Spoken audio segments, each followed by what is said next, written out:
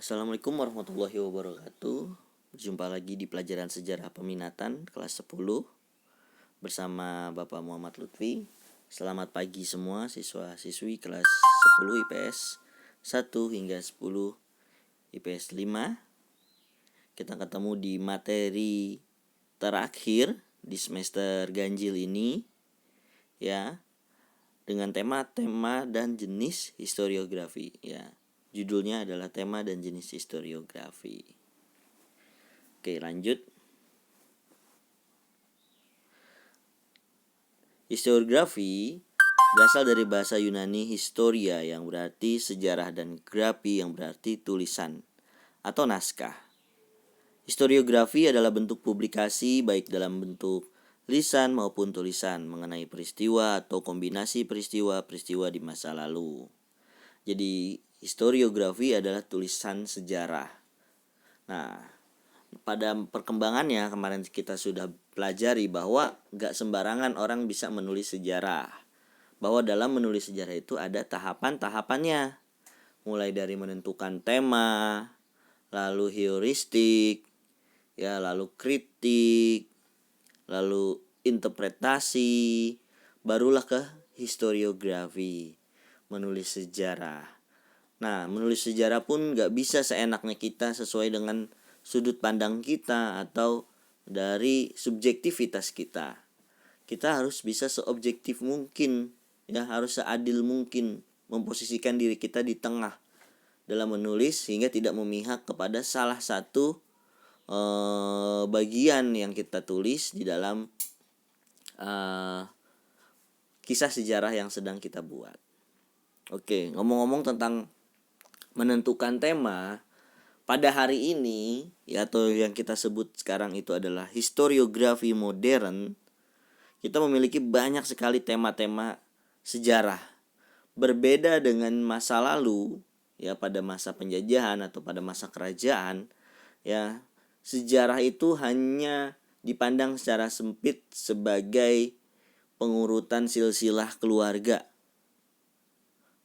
dan juga hanya ditulis untuk mengisahkan tentang kehidupan para raja, para pembesar, para pangeran, kisah kerajaan, jatuh bangunnya kerajaan, dan lain sebagainya. Tetapi pada masa modern saat ini, ya, kita memiliki banyak sekali tema sejarah, ya, mulai dari sejarah sosial, politik, ekonomi, hankam, bahkan yang kekinian seperti sejarah kuliner, ya, seperti asal-usul suatu makanan, sejarah pemikiran dan pengetahuan, ya, sejarah teknologi, perkembangan suatu alat teknologi, baik itu juga perkembangan transportasi dan komunikasi. Ada juga sejarah tentang kesenian, sejarah tentang tokoh atau yang bisa disebut biografi dan autobiografi, ya, dan lain sebagainya. Nah, untuk kita menentukan tema suatu sejarah, ya, kita ingin menulis suatu kisah sejarah. Nah, dan kita sudah pengen nih bikin sejarah tentang misalnya sejarah seblak, misalnya masuk ke dalam sejarah kuliner kan. Nah, kenapa kita harus memilih sejarah seblak? Nah, dalam menganalisis penentuan tema itu, untuk memperkuat alasan kita memilih tema itu, ada yang namanya rumus 5W1H, yaitu apa? Ya, apa itu seblak misalnya?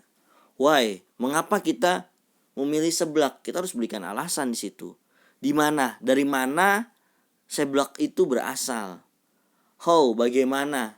Ya, bagaimana proses pembuatan seblaknya dan bagaimana seblak itu menjadi viral dan terkenal hingga ada di seluruh Jakarta, ya, dan kapan seblak itu mulai muncul dan viral, ya, dan bagaimana perkembangannya, ya, pasti kan mengalami suatu modifikasi, mengalami suatu pengembangan, penambahan seperti itu. Dan siapa? Itu mungkin ada orang di balik seblak itu. Siapa pembuatnya, siapa pelopornya, orang mana yang pertama kali menjual seblak. Nah, itulah dasar kita untuk menentukan suatu judul sejarah. Kita harus bisa menjelaskan 5W1H ini dulu kepada pembimbing kita, misalnya kalau kita membuat itu kepada dalam bentuk kuliah gitu. Namun ketika kita menjelaskan itu kepada saat kita pameran buku, ya itu juga kita jelaskan kepada para pendengar kita, seperti itu. Nah, selain tema historiografi, ada juga jenis-jenis historiografi. Nah, jenis historiografi ini simpelnya kita bagi 3. Historiografi tradisional, yaitu pada masa kerajaan baik Hindu, Buddha, dan Islam. Historiografi kolonial, dan historiografi modern atau historiografi Indonesia. Nah, tadi sudah kita jelaskan bahwa historiografi itu adalah bentuk suatu publikasi. Nah, menurut Louis Goldhart, ya, seorang ahli sejarah dan salah satu tokoh sejarah penting dalam membangun dasar-dasar ilmu sejarah, ya, atau yang kita kenal dengan pengantar ilmu sejarah, itu mengatakan bahwa historiografi adalah hasil karya dalam bentuk tulisan atau lisan mengenai sejarah. Proses penulisan sejarah sebagai penerapan aspek serba interpretatif dalam metode sejarah untuk menyusun sintesis sejarah yang dilandasi oleh penelitian yang seksama melalui heuristik, kritik terhadap sumber-sumber sejarah, dan seleksi terhadap fakta-fakta sejarah. Kegiatan dalam kerja keilmuan di bidang sejarah yang menghasilkan tulisan-tulisan sebagai kategori pemikiran teoritis dan metodologis mengenai masalah-masalah dalam penelitian dan proses penelitian sejarah. Ya, jadi itu pengertian secara detailnya. Nah, namun secara simpelnya tadi sudah dijelaskan adalah bentuk publikasi baik dalam bentuk lisan maupun tulisan mengenai peristiwa atau kombinasi peristiwa-peristiwa di masa lalu.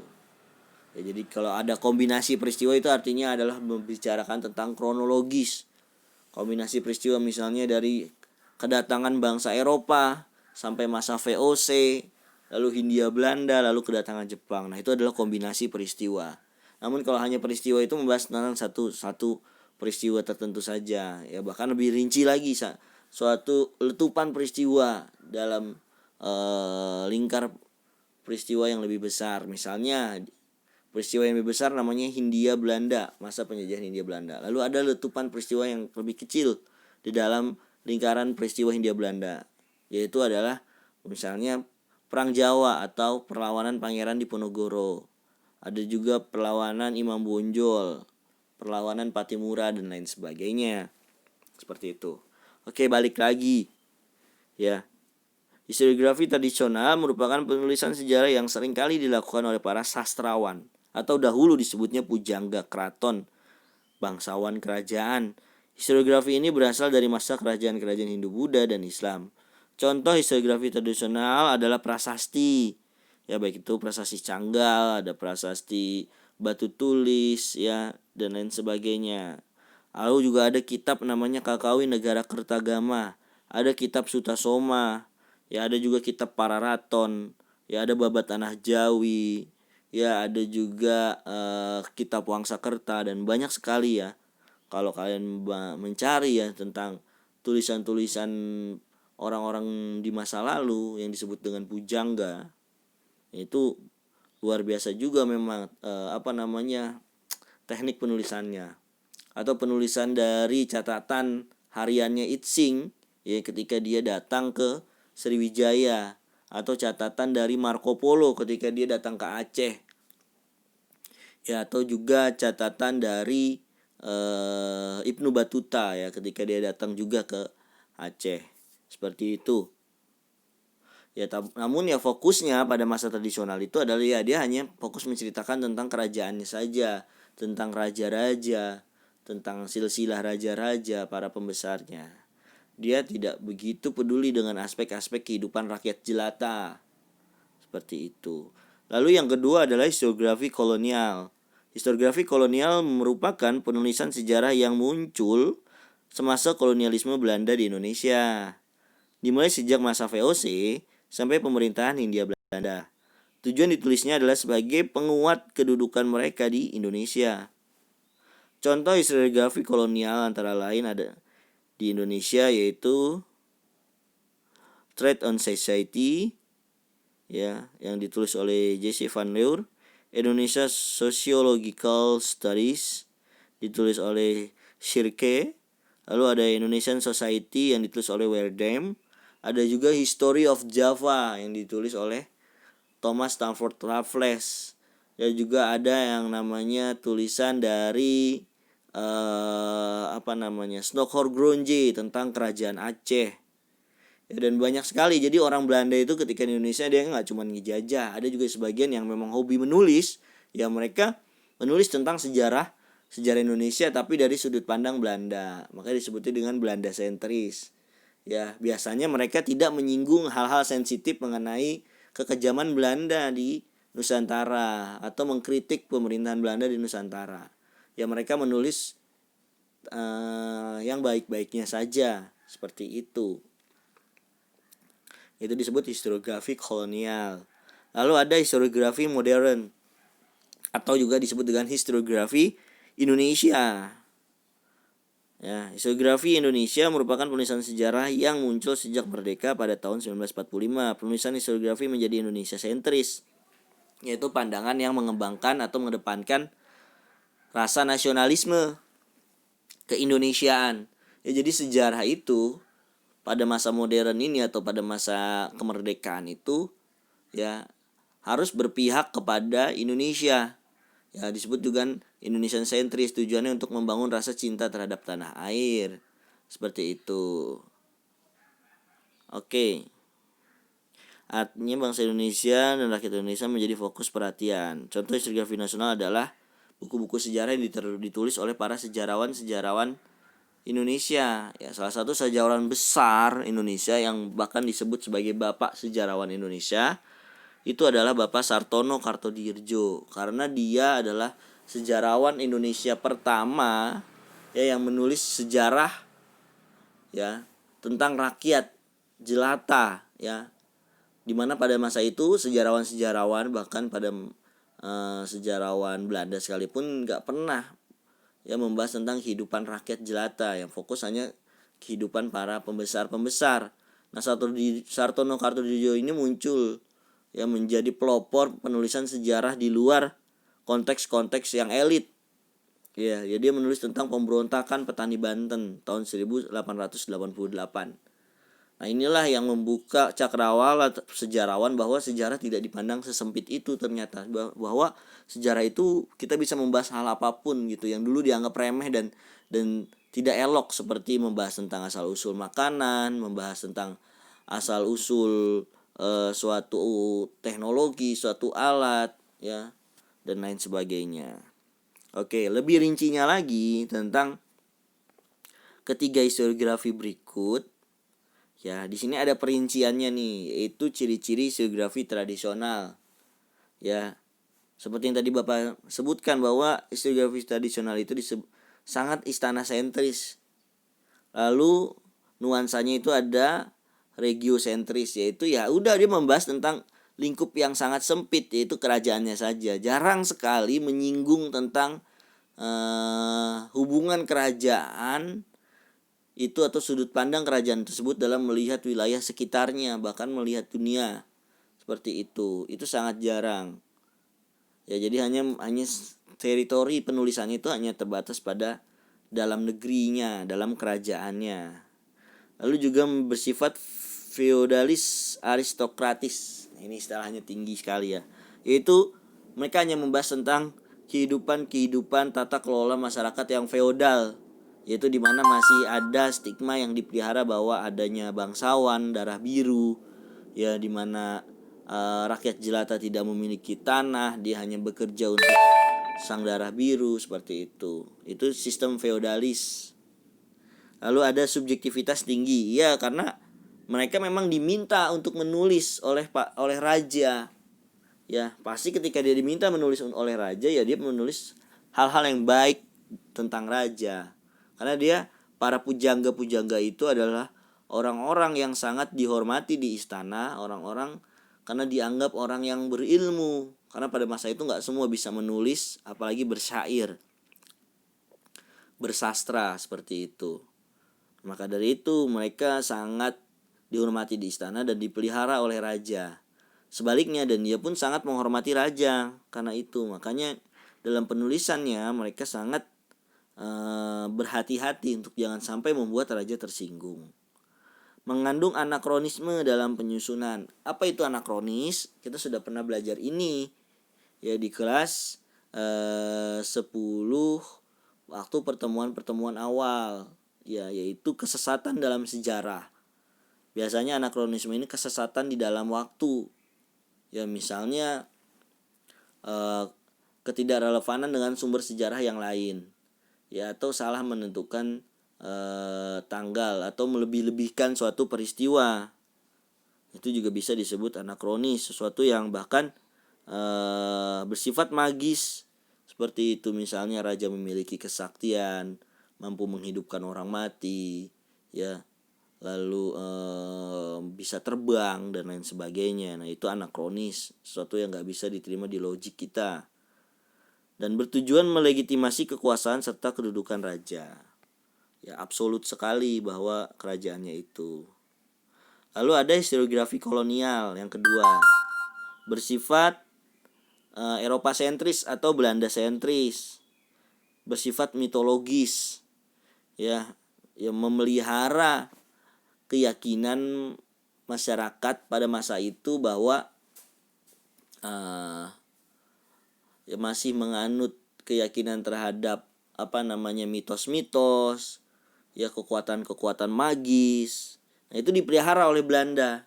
Keyakinan masyarakat yang memang sudah ada tentang hal-hal yang bersifat tahayul, bersifat mitologis, ya, magis, itu memang dipelihara juga oleh Belanda melalui tulisan-tulisannya, ya, dengan harapan bahwa agar masyarakat itu tetap bodoh seperti itu, agar masyarakat itu terpelihara kebodohannya dan tidak berpikir secara logis, ya.